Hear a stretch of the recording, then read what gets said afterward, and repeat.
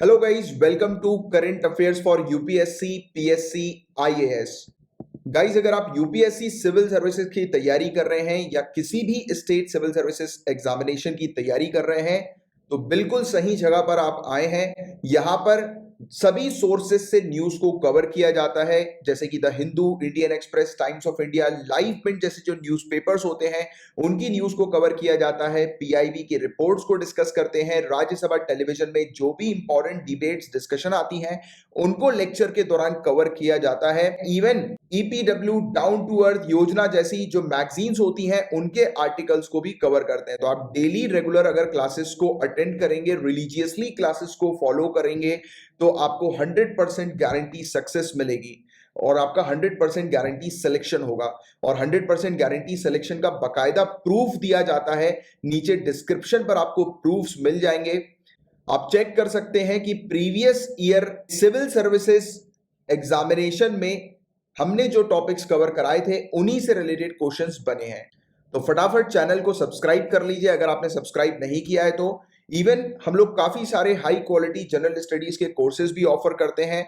तो आने वाली स्लाइड्स में आपको कोर्सेज की डिटेल्स भी मिल जाएगी और हमारे दूसरे चैनल्स की इंफॉर्मेशन भी आपको प्रोवाइड करा दी जाएगी आने वाली स्लाइड्स में। और गाइस, नीचे डिस्क्रिप्शन पर टेलीग्राम के चैनल की लिंक भी आपको मिल जाएगी, आप उस चैनल को भी ज्वाइन कर सकते हैं। प्लस डिस्कशन ग्रुप भी है जहां पर काफी सारे सिविल सर्विसेज के एस्पिरेंट्स मौजूद हैं जो कि डेली बेसिस पर अपने जो भी डाउट्स वगैरह जो होते हैं उनको डिस्कस करते हैं। तो आप उसको ज्वाइन कर सकते हैं। तो फुल फोकस के साथ स्टार्ट करते हैं करंट अफेयर्स की क्लास को। बट बिफोर दैट ये कुछ कोर्सेज की डिटेल्स और हमारे चैनल्स की डिटेल्स हैं।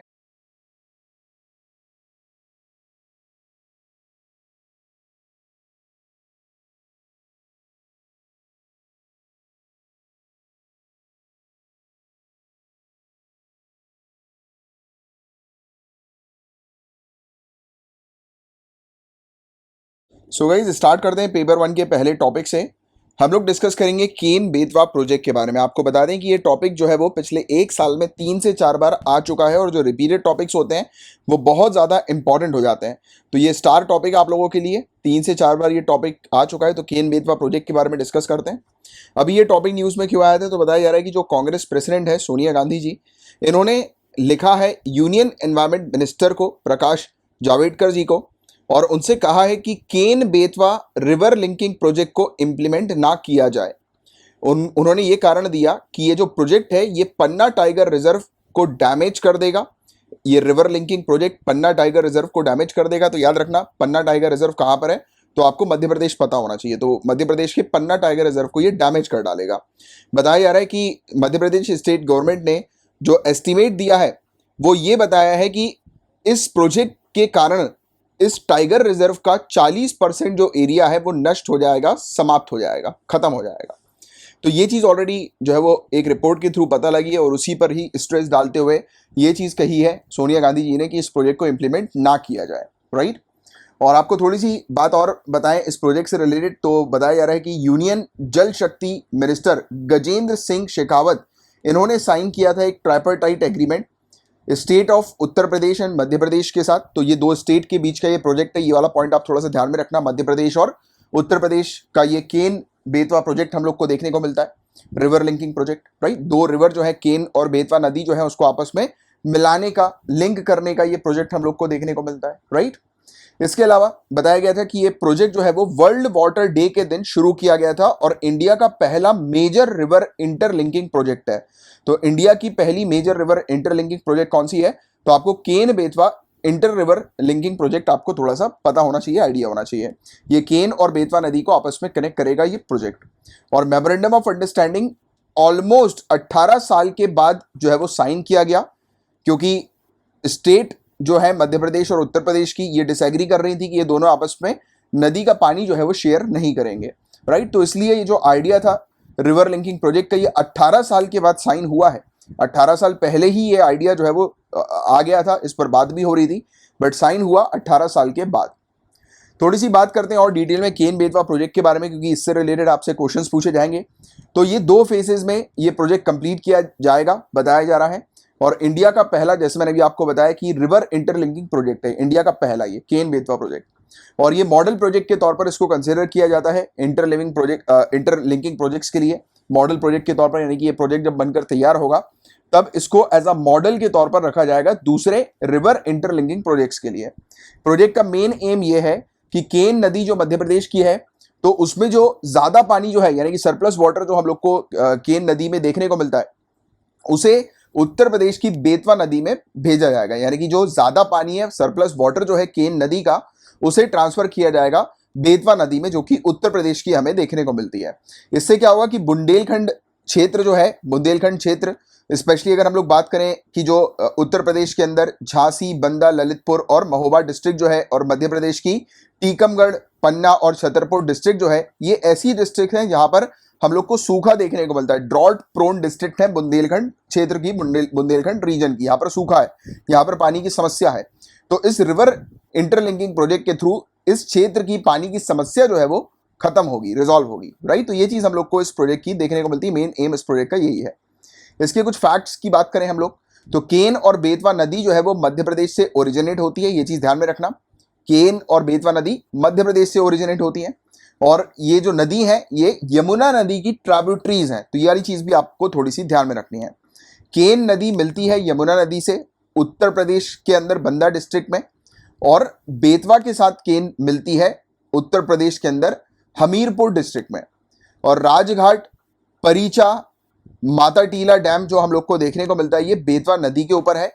और केन नदी पन्ना टाइगर रिजर्व से पास होकर गुजरती है, यानी कि उसी के पास से गुजरती है, राइट, पन्ना टाइगर रिजर्व के पास से। और इशू यही है कि पन्ना टाइगर रिजर्व का ऑलमोस्ट 40% एरिया नष्ट हो जाएगा, खराब हो जाएगा इस इंटरलिंकिंग प्रोजेक्ट के थ्रू, ठीक है। तो ये वाली चीज है Ken Betwa interlinking river project, जो ये हमें देखने को मिल रहा है। और अब नेक्स्ट जो टॉपिक है, इसमें हम लोग बात करेंगे उमन गोट के बारे में, या उमन गोट के बारे में। उमन गोट क्या है? नदी है, ये उमन गोट नदी। और ये नदी जो है वो कहां पर है? मेघालय में। क्वेश्चन ये वाला बनेगा कि ये फलाना नदी कहाँ की है, तो मेघालय की आपको थोड़ी सी ध्यान में रखना है। और इसको इंडिया की क्लियरेस्ट रिवर माना जाता है, इंडिया की सबसे निर्मल या सबसे स्वच्छ नदी इसे माना जाता है, राइट। तो क्वेश्चन अगर ये भी आ जाए कि इंडिया की सबसे स्वच्छ नदी कहां पर है, तो मेघालय में। उस नदी का नाम क्या है? ये हमें देखने को मिल रहा है उमन गोट नदी, राइट। और बताया जा रहा है कि यहाँ पर टूरिस्ट अट्रैक्ट होकर एक जगह पर आते हैं, उस जगह का नाम जो है वो है डाकी, राइट। ये बांग्लादेश की बॉर्डर पर है, तो वहां पर टूरिस्ट अट्रैक्ट होते हैं और वहां पर इकट्ठा होते हैं, राइट। तो ये मतलब एक टूरिस्ट प्लेस हम लोग को देखने को मिलती है। और ये नदी जो है वो नेचुरल बाउंड्री क्रिएट करती है, किसके बीच में? तो जयंता हिल्स, जो वहां पर हम लोग को देखने को मिलती है, जयंता हिल्स पर एक रीपनार करके एक जगह है, और हिमा खायरिम जो खासी हिल्स की जगह है, उसकी ये एक नेचुरल बाउंड्री जो है वो क्रिएट कर देती है, राइट। और ये टॉपिक न्यूज में इसलिए था क्योंकि 12 गांव, एटलीस्ट कम से कम 12 गांव मेघालय के, ये जो है वो एक प्रोजेक्ट हम लोग को 210 मेगावाट का हाइड्रो इलेक्ट्रिक प्रोजेक्ट देखने को मिल रहा है उमनगोट नदी के ऊपर। तो ये लगभग यानी कि कम से कम 12 गांव जो है वो इसका विरोध कर रहे हैं, वो नहीं चाह रहे कि यहाँ पर ये 210 मेगावाट का हाइड्रो इलेक्ट्रिक प्रोजेक्ट जो है वो यहाँ पर सेटअप हो। बट आपको एग्जामिनेशन पॉइंट ऑफ व्यू से उमनगोट नदी थोड़ी सी ध्यान में रखनी है, आपसे डायरेक्टली यही क्वेश्चन पूछा जाएगा। कई बार चूज द करेक्ट पेयर या मैच द फॉलोइंग क्वेश्चन वाले जो क्वेश्चन आते हैं ना, तो उसमें ऐसी चीज पूछ ली जाती है, उमनगोट नदी कहाँ पर है, तो मेघालय आपको बस थोड़ा सा ध्यान में रखना है, ठीक है। अब बात करेंगे डूम्सडे ग्लेशियर की। अब देखो ये वाला जो टॉपिक है डूम्सडे ग्लेशियर का, ये पहले भी एक आधी बार न्यूज में आ चुका है, तो ये रिपीटेड टॉपिक है, काफी इंपॉर्टेंट है, इस पर थोड़ा ध्यान देना। तो इसे क्या बोला जाता है? इसे थ्वाइटिस ग्लेशियर भी कहा जाता है, थ्वाइटिस ग्लेशियर, राइट। इस डूम्सडे ग्लेशियर को थ्वाइटिस ग्लेशियर कहा जाता है। और ये ग्लेशियर कहां पर है? अगर ऐसा क्वेश्चन आ जाए तो अंटार्कटिका आपको ध्यान में रखना है।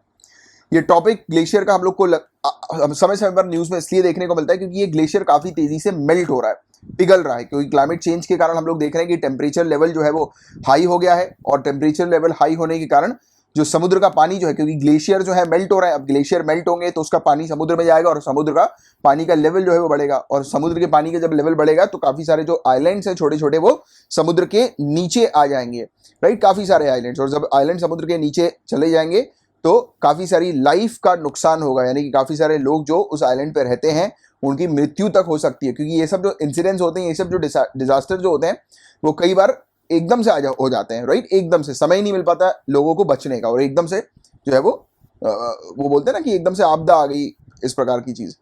तो ये चीज हम लोग को इस प्रकार की देखने को मिलती है। तो ये काफी जो है वो कंसर्न वाली बात है, चिंता वाली बात है। और हर बार जब भी बात होती है ग्लेशियर्स के मेल्टिंग की, तो इस ग्लेशियर का नाम अक्सर आता है। थ्वाइटिस इसको कहा जाता है। डूम्सडे ग्लेशियर एंटार्क्टिका के अंदर है ये, और 120 किलोमीटर चौड़ा ये ग्लेशियर हम लोग को देखने को मिलता है, और 1.9 लाख स्क्वायर किलोमीटर का इसका साइज है, और इसमें बहुत ज़्यादा पानी है। इतना पानी है कि पूरे दुनिया भर के सी लेवल को आधे मीटर से ये जो है वो बढ़ा सकता है, राइज कर सकता है, राइट। तो ये चीज़ है इसकी, जिसकी आपको थोड़ी सी जानकारी होनी चाहिए, आइडिया होना चाहिए। अब हम लोग बात करेंगे ज्योतिराव फूले जी के बारे में। काफ़ी इंपॉर्टेंट टॉपिक है, इससे रिलेटेड भी सिविल सर्विसेज पहले क्वेश्चन पूछ चुकी है, इस टॉपिक से रिलेटेड दोबारा से पूछ सकती है। तो हम लोग डिस्कस करेंगे ज्योतिराव फूले जी के बारे में। अभी इनकी 11 अप्रैल को जयंती हम लोग को देखने को मिली थी, और हर साल 11 अप्रैल को इनकी जयंती ऑब्जर्व की जाती है, क्योंकि इनका जन्म जो हुआ था वो 11 अप्रैल 1827 में हुआ था। तो इनकी जन्म मतलब यानी कि जन्मदिन जो होता है, इनका बर्थ एनिवर्सरी जो होती है, उसको ज्योतिराव फूले जयंती के तौर पर मनाया जाता है। थोड़ी सी डिस्कस करते हैं ज्योतिराव फूले जी के बारे में। तो इनका जन्म 1827 में हुआ था, जैसे मैंने आपको बताया। कहाँ पर हुआ था? महाराष्ट्र की सतारा डिस्ट्रिक्ट में इनका जन्म हुआ था। इनको महात्मा का टाइटल दिया था, इनको महात्मा का टाइटल मिला हुआ है, महात्मा ज्योतिराव फूले। तो महात्मा का टाइटल किनके द्वारा दिया गया? तो विट्ठल राव कृष्ण जी वांडेकर के द्वारा दिया गया, जो कि एक महाराष्ट्रियन सोशल एक्टिविस्ट थे, और ये टाइटल इनको मिला था 1888 में 11 मई को, राइट। अब आगे की चर्चा करें, इनके कुछ कार्य की हम लोग बात करते हैं, जैसे कि सामाजिक सुधार और इनके क्या महत्वपूर्ण योगदान थे उसकी हम लोग थोड़ी सी बात करते हैं, इनके सोशल रिफॉर्म्स की बात करते हैं। तो देखिए, अनटचेबिलिटी को और कास्ट सिस्टम को खत्म करने के लिए मेनली इन्होंने काम किया था। इन्होंने वुमेन एम्पावरमेंट के लिए काम किया था। इन्होंने फोकस किया था कि हिंदू फैमिली की लाइफ जो है उसमें सुधार आए, रिफॉर्म आए, चेंजेस आए। और इनकी जो वाइफ थी सावित्रीबाई फूले, इनको और इनकी वाइफ को, दोनों को पायनियर्स ऑफ वुमेन्स एजुकेशन के तौर पर माना जाता है इंडिया के अंदर। महिलाओं की शिक्षा का अग्रदूत माना जाता है इंडिया में इनको, इन कपल को, राइट। और कपल जो है ये पहले नेटिव इंडियन है जिन्होंने पहला indigenously run school for girls करवाया था, यानी कि एक ऐसा स्कूल जो कि इन्होंने खुद ने चलाया था बच्चियों के लिए, गर्ल्स के लिए, इंडिया के अंदर अगस्त 1948 में। और कहाँ पर किया था? पुणे में किया था, याद रखना। इन्होंने पुणे पर एक सिर्फ बच्चियों के लिए पहला स्कूल, बच्चियों के लिए खुद से इन्होंने चलाया था इंडिया का, और ये 1848 में पुणे के अंदर इन्होंने शुरू किया था इस प्रकार का स्कूल। और बाद में जाकर इन्होंने अनटचेबल कास्ट जो थी मेहर और मंग उस समय, राइट, तो उनके जो बच्चे थे उनकी पढ़ाई कंटिन्यू रहे, इसके लिए उनके बच्चों के लिए भी इन्होंने स्कूल ओपन कर दिया था बाद में जाकर। फिर 1863 में इन्होंने प्रेग्नेंट ब्राह्मण विडोज जो हैं, जो विधवा जो है, ब्राह्मण विधवा, उनके लिए एक घर जो है वो इन्होंने बनाया, सेटअप किया, ओपन किया एक घर, जहां पर वो सेफ और सिक्योर तरीके से अपने बच्चों को जन्म दे सकें। इवन उन्होंने अनाथालय भी शुरू किया था, ऑर्फनेज होम भी शुरू किया था, इन्फेंटिसाइड्स को अवॉइड करने के पर्पस के लिए, क्योंकि आपको पता है गाइस कि पहले के समय पर जो स्पेशली गर्ल चाइल्ड जो होती थी उनको मार दिया जाता था और इनका अबॉर्शन वगैरह करवा दिया जाता था। तो ऐसे ना हो, इस प्रकार की चीज़ें ना हो, इसलिए इन्होंने एक अनाथालय शुरू कर दिया कि जिसको भी अपने बच्चों से प्यार नहीं है वो यहाँ पर आकर बर्थ दें और छोड़ के चले अपने बच्चों को। तो इस प्रकार की अप्रोच इन्होंने जो है वो अपनाई थी, और इन्हें पहला हिंदू माना जाता है जिसने एक अनाथालय अनफॉर्चुनेट चिल्ड्रन के लिए जो है वो, दुर्भाग्यशाली बच्चों के लिए जो है वो शुरू किया था, राइट। तो ये चीज़ आप लोग को थोड़ी सी इनके बारे में पता होनी चाहिए। और 1968 में ज्योतिराव जी ने डिसाइड किया था कि एक कॉमन बाथिंग टैंक जो है वो कंस्ट्रक्ट करेंगे अपने घर के बाहर ही, क्योंकि देखो पहले के समय पे क्या होता था कि जो छोटी जात के जो लोग हैं उनको इवन कुएं से पानी तक निकालने नहीं दिया जाता था, नहाना तो दूर की बात है। तो उन्होंने अपने घर के सामने ही एक जो है वो बाथिंग टैंक जो है वो, नहाने के लिए एक टैंक जो है वो, कॉमन बाथिंग टैंक जो है वो शुरू कर दिया, राइट। और इनका जो एटीट्यूड था सभी ह्यूमन बीइंग के मतलब उसमें, यानी कि सभी ह्यूमन बीइंग्स के लिए समान था, राइट, यानी कि किसी प्रकार के भेदभाव वाला इनका एटीट्यूड नहीं था, राइट। और बिना उनकी यानी कि कास्ट को देखे ये सभी को एक जैसा ट्रीट करते थे, मतलब इंसानियत को ये प्रमोट करते थे, ना कि कास्ट को और इस प्रकार की चीज़ों को, जो कि पहले बहुत ज़्यादा हुआ करती थी। और 1873 में इन्होंने दलित वर्गों के लिए, जो डिप्रेस क्लासेस जो हैं उनके लिए और उनके अधिकार के लिए जाति व्यवस्था की निंदा करने तथा तर्क संगत विचारधारा यानी कि रैशनल थिंकिंग, इसको स्प्रेड करने के लिए, इसको प्रमोट करने के लिए सत्य शोधक समाज की इन्होंने स्थापना करी थी। सत्य शोधक समाज, जैसे society of seekers of truth भी कहा जाता है। तो ये कुछ फैक्ट्स हैं जो ध्यान में रखो क्योंकि ये सब चीज़ें अक्सर प्रीलिम्स में आ जाती हैं।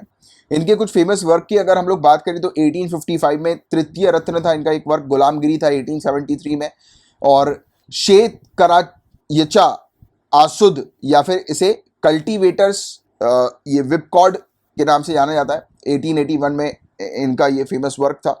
और सत्य शोधक, समाजोत्कल, मंगलाष्टक, सर्व पूजा विधि, ये 1887 में इन्होंने पब्लिश किया था। ठीक है, तो ये सब इनके कुछ फेमस वर्क हैं। कभी कभी ऐसे आ जाते हैं क्वेश्चन, जैसे तृतीय रत्न पूछ लिया जाएगा कि ये जो है वो किसका फेमस वर्क है, तो ज्योतिराव फूले जी, आप थोड़ा सा ध्यान में रखना। ठीक है, तो ये पेपर 1 का लास्ट टॉपिक था गाइज, और पेपर 1 से रिलेटेड सिर्फ इतने ही टॉपिक्स थे। अब हम लोग पेपर 2 के टॉपिक्स को कवर कर रहे हैं। गाइज अब बताया जा रहा है कि चाइना और पाकिस्तान मिलकर गाना गा रहे हैं कि ये दोस्ती हम नहीं तोड़ेंगे। तो यूनाइटेड नेशन में एक दूसरे के इंटरेस्ट पर जो है वो एक दूसरे का सपोर्ट करने वाले हैं चाइना और पाकिस्तान। हालांकि इनफॉर्मली ये एक दूसरे का सपोर्ट करते आ रहे थे काफ़ी लंबे समय से, बट अब इन्होंने फॉर्मल डिक्लेरेशन दे दिया है। और अभी रिसेंटली एक बायलैटरल कंसल्टेशन हम लोग को यूनाइटेड नेशन अफेयर्स पर देखने को मिला था, तो उस पर दोनों ने मिलकर कह दिया है, यानी कि दोनों ने मिलकर ये वादा किया है कि दोनों एक दूसरे के कोर और मेजर इंटरेस्ट का सपोर्ट करने वाले हैं। यानी कि दोनों एक दूसरे, जैसे कि होता है ना कि यूनाइटेड नेशन में अगर चाइना के अगेंस्ट अगर कुछ चीज़ हो रही है तो पाकिस्तान सपोर्ट करेगा चाइना का, राइट, और या फिर अगर कोई डिमांड है पाकिस्तान की तो उसका सपोर्ट करेगा चाइना। तो इस प्रकार से दोनों भाई भाई की तरह काम करेंगे, राइट। तो ये चीज़ इन दोनों ने कही है और ये ऑफिशियली कह दी है, बट हालांकि ये चीज़ पहले से थी ही इनफॉर्मल तरीके से, बट फॉर्मली ये चीज़ का डिक्लेरेशन इनके द्वारा कर दिया गया है। तो बीजिंग जो है कश्मीर के मुद्दे पर यूनाइटेड नेशन सिक्योरिटी काउंसिल में, यानी कि चाइना कश्मीर के मुद्दे पर यूनाइटेड नेशन सिक्योरिटी काउंसिल के अंदर पाकिस्तान का सपोर्ट करने वाला है, राइट। और इवन पाकिस्तान भी हांगकांग और जिंगजियांग जो क्षेत्र हम लोग को देखने को मिलता है, वही उइगुर मुस्लिम्स का जो इशू हम लोग को देखने को मिल रहा है, तो उस पर पाकिस्तान चाइना का सपोर्ट करेगा। तो ये चीज़ है। हालांकि हम पहले भी देख चुके हैं कि जब भी कश्मीर के मुद्दे की बात आती है तो चाइना हमें अक्सर देखने को मिलता ही है कि पाकिस्तान का सपोर्ट करते हुए, राइट। और इसके अलावा इंडिया के लिए क्या चिंता वाली बात है, अगर इस पर हम लोग बात करें तो चाइना पाकिस्तान ने डिस्क्राइब किया है उनके रिलेशनशिप को ऑफिशियल तौर से कि ऑल वेदर पार्टनर्स हैं ये और आयरन ब्रदर्स हैं, यानी कि कोई भी ताकत इनको तोड़ नहीं सकती। अब वो पाकिस्तान बेवकूफ़ है, राइट। पाकिस्तान को पता नहीं है कि चाइना की किस प्रकार से डिप्लोमेटिक पॉलिसीज होती हैं।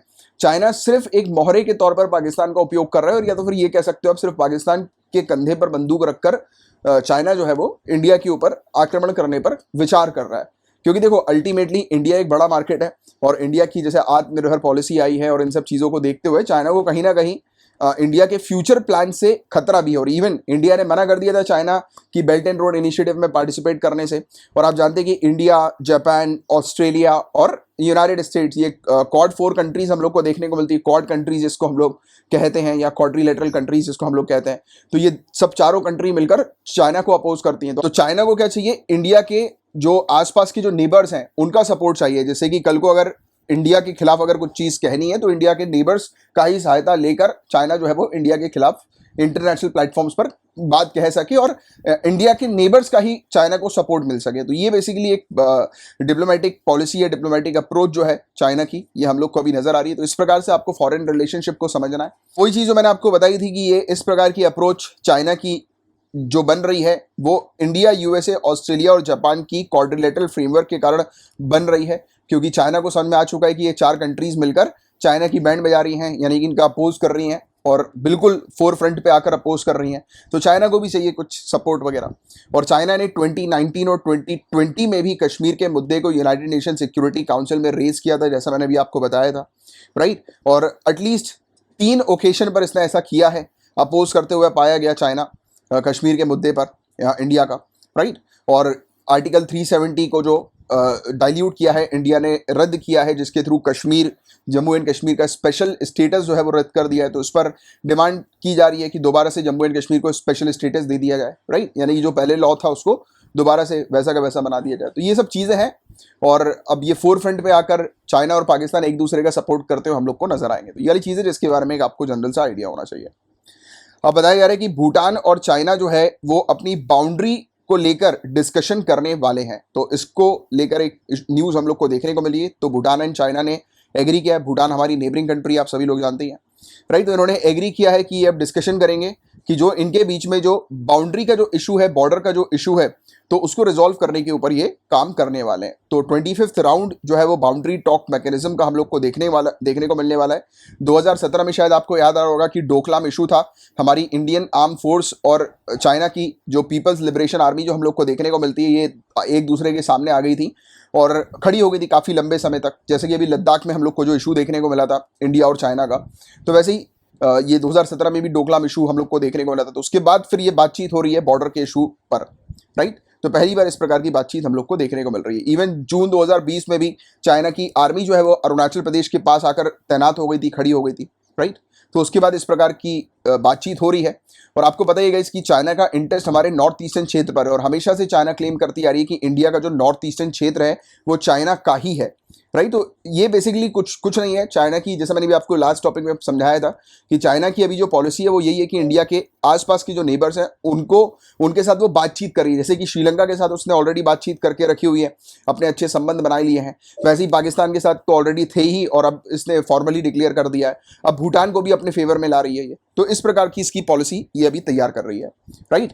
और दो एरियाज हैं डिस्प्यूट के जिस पर मेनली फोकस किया जाता है। अगर हम लोग देखें भूटान के नॉर्थ की तरफ तो हम लोग को दो जगह देखने को मिलती हैं। हम लोग को देखने को मिलता है पासमलंग और जकारलंग वैली, ये दो जगह हैं जो कि जिस पर चाइना क्लेम करती है ये भूटान की जगह है, राइट। और डोकलाम का एरिया है ये भूटान के वेस्ट में है। तो ये टोटल 3 जगह है जिस पर डिस्प्यूट हम लोग को देखने को मिलता है। और ये जगह जो है वो ट्राई जंक्शन पर आती है। जैसे कि अगर आप देखेंगे एक एरिया हम लोग को देखने को मिलता है जहां पर डोकलाम है ना, तो वहीं पर आप देखिएगा आपको भूटान, नेपाल और नीचे जैसे इंडिया का एक एरिया है, इंडिया का एक एरिया जिसको हम लोग चिकन नेक के नाम से जानते हैं या फिर सिलीगुड़ी कॉरिडोर के नाम से जानते हैं। अक्सर ये वाला टॉपिक न्यूज़ में आता है कि सिलीगुड़ी कॉरिडोर कहाँ पर है, सिलीगुड़ी कॉरिडोर जो है वो किस किस कंट्री के साथ अपनी बाउंड्री शेयर करता है। तो आप सिलीगुड़ी कॉरिडोर की तरफ देखेंगे तो आपको उसके साउथ में सिलीगुड़ी कॉरिडोर के आपको बांग्लादेश दिखाई देगा। आप अगर उसके नॉर्थ वेस्ट की तरफ देखेंगे, सॉरी नॉर्थ ईस्ट की तरफ देखेंगे तो आपको भूटान दिखाई देगी और नॉर्थ वेस्ट की तरफ आप सिलीगुड़ी कॉरिडोर से देखेंगे तो आपको नेपाल दिखाई देगी। तो इस प्रकार से ये ट्राई जंक्शन हम लोग को बनता हुआ नजर आता है, राइट। तो इसी क्षेत्र पर कुछ एरियाज हैं जिस पर क्लेम करती है चाइना और ये एरिया स्ट्रैटेजिक एरिया, क्योंकि अगर इस जगह पर चाइना को अपना क्लेम मिल जाता है, राइट, अपना क्लेम स्थापित कर देती है तो सीधे सीधे चाइना जो है वो इंडिया के इंटरनल मैटर्स पे भी हस्तक्षेप कर सकती है। इवन इस एरिया के कारण बांग्लादेश और नेपाल को भी और भूटान को भी डायरेक्टली इन्फ्लुएंस कर सकती है। तो ये बेसिकली वाली जो चीज़ है कि इस प्रकार की बातचीत जो हो रही है भूटान और चाइना के बीच में इस इशू को रिजॉल्व करने को लेकर, और अगर बाई चांस भूटान जो है वो एग्री कर जाता है कि वो जो है वो कॉम्प्रोमाइज़ करेगा चाइना के साथ, तो हमारे लिए दिक्कत वाली बात हो जाएगी। बट हालांकि ऐसा कुछ होगा नहीं, ये तो एक पॉइंट है जिसको भी हम लोग को ध्यान में रखते हुए चलना। बट ऐसा कुछ होने नहीं वाला, क्योंकि कोई भी कंट्री अपनी टेरिटरी को ऐसे ही आसानी से जाने नहीं देती है, भूटान तो बिल्कुल भी नहीं, राइट। तो ये वाली चीज़ हम लोग को देखने को मिल रही है। और इसके आगे की बात करें तो यूनाइटेड नेशन इन्वायरमेंटल मीटिंग जो 2020 में हुई थी, जून 2020 में, अब देखिएगा आपकी किस प्रकार से चाइना ने भूटान को दबाने के लिए हरकत करी थी।